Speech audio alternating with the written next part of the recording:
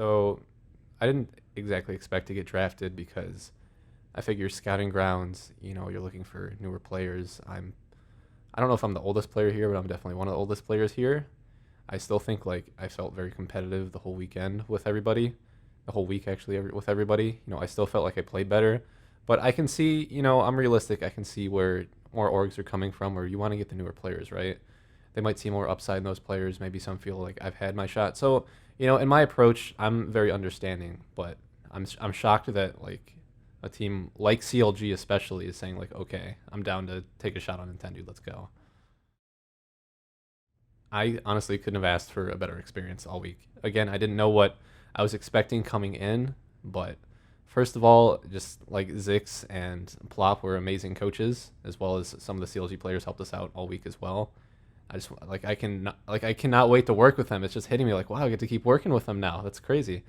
But the experience has been great. They brought us five players who, I mean, some people thought we were really good, some people didn't know, but they really, no matter the result, we got third.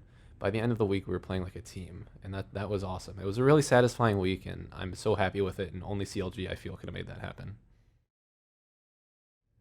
Um, it wasn't bad all week, but actually during the drafts, because we heard, the analyst desk the whole time, and for about the first half of it, it was like, yeah, the two junglers left, and like, there one had been drafted, and they said two junglers left. It was like, hello, because they said like Fanatic and Blabber, and I was like, oh my god, are you serious? And then finally, around like the sixth pick, someone was like, oh Nintendo, and they're like, oh wait, Nintendo, like, yeah, actually he played all right, he played pretty good this week.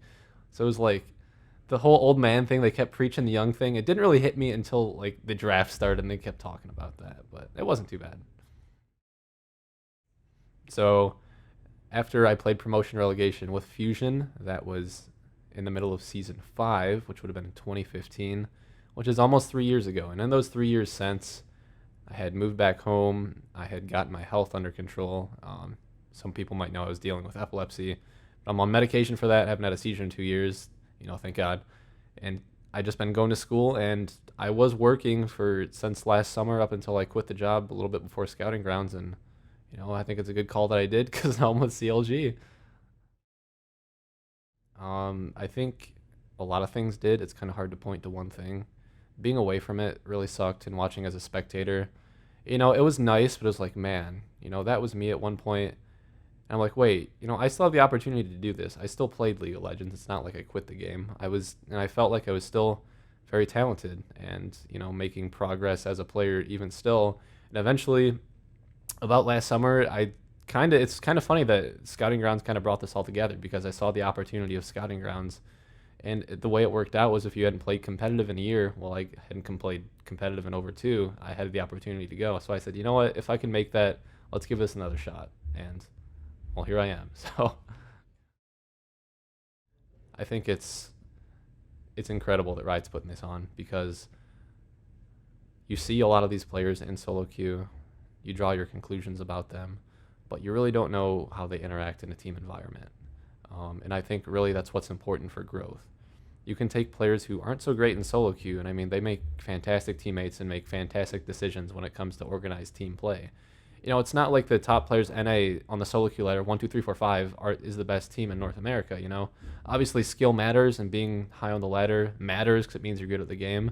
But that's just kind of the tip of the iceberg. There's so much under it, and an event like this, you get to see what's all underneath, under every single one of these players. That's why I think it's an awesome experience. It's kind of weird to hear my name in the same like context as Reignover. He's freaking Reignover, right?